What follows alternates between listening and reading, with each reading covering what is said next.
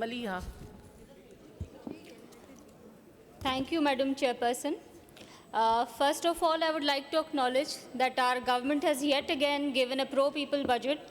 خاص طور پر جہاں فیڈرل بجٹ پر تنقید کی جا رہی ہے تو اس صورت میں صوبے اپنی عوام کو زیادہ سے زیادہ ریلیف دیں تاکہ عوام کا بوجھ کم ہو سکے. And this should be appreciated putting off the lens of prejudices کہ سندھ ان حالات میں بھی especially given the financial limitations and the country's international commitments Sindh ایک ریلیف سے بھرپور بجٹ لے کر آیا ہے.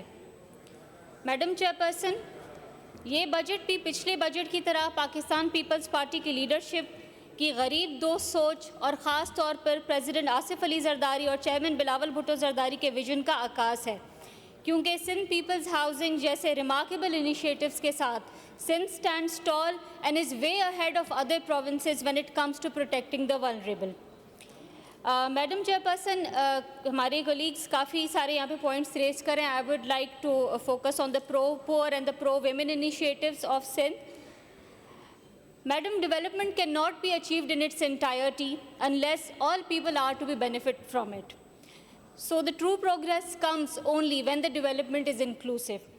اور سندھ میں انکلوسیو ڈیولپمنٹ لائی جا رہی ہے جس کا مقصد یہ ہے کہ جو غریب طبقات ہیں وہ ڈیولپمنٹ کے نہ صرف بینیفیشریز ہوں بلکہ ڈیولپمنٹ میں ہمارے ساتھ وہ ایکول پارٹنرز ہوں، جس کی سب سے بڑی مثال سندھ پیپلز ہاؤسنگ اور پیپلز پاورٹی ریڈکشن پروگرام جیسے منصوبے ہیں.